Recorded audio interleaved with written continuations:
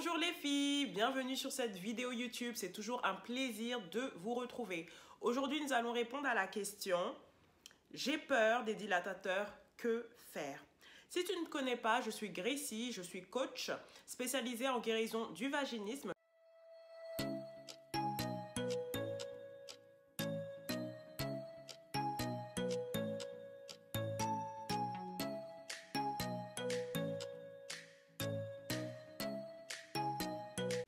Alors aujourd'hui, nous allons parler de les dilatateurs vaginaux. Il y a beaucoup de femmes qui viennent vers nous qui ont peur des dilatateurs vaginaux. Comment est-ce qu'on travaille ça? Comment on s'en libère? Je vous dis ça tout de suite.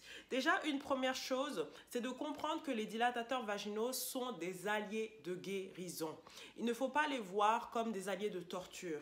C'est vrai que lorsque on a souffert de vaginisme, qu'on a eu peut-être des traumatismes, que ce soit dans les rendez-vous gynécologiques, que ce soit avec les rapports, il y a eu des émotions qui ont été générées, il y a eu des peurs, il y a eu des craintes.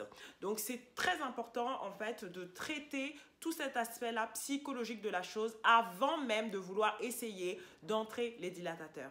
Nous accompagnons régulièrement des femmes dans ce cas, des femmes qui n'ont jamais pu mettre de coton-tige, jamais pu mettre de dilatateur, même pas un tampon, même pas un doigt, elles sont tétanisées. Donc première chose à faire, c'est de changer le rapport que vous avez avec les dilatateurs.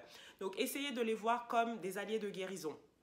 Il y a des femmes qui donnent même des noms, des petits surnoms. Il y a des dessins aussi qu'elles peuvent faire pour imaginer les dilatateurs comme quelque chose de sympathique.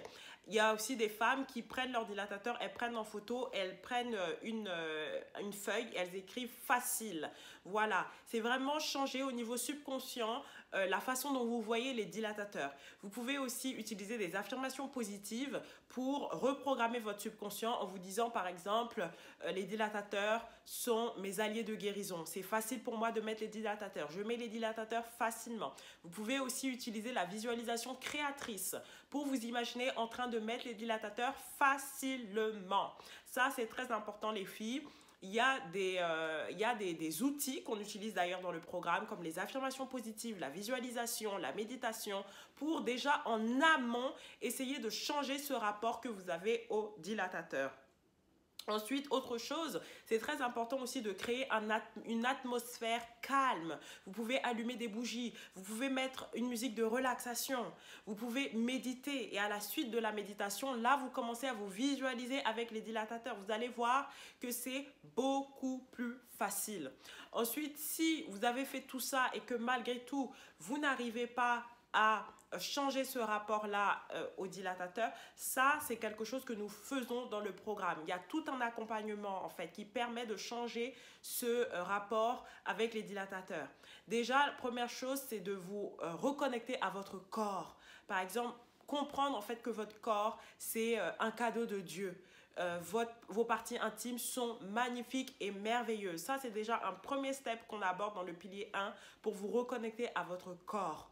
Changer toutes les peurs en fait qui ont pu avoir lieu liées à l'insertion des dilatateurs, liées à l'insertion en elle-même. Ça, c'est un travail sur les croyances limitantes qu'on fait dans le programme. Si vous avez des émotions que vous avez gardées à l'intérieur de vous, que vous n'avez pas traitées, que vous n'avez pas processées, c'est pour ça que quand vous voulez tenter les dilatateurs, il y a cette peur qui revient.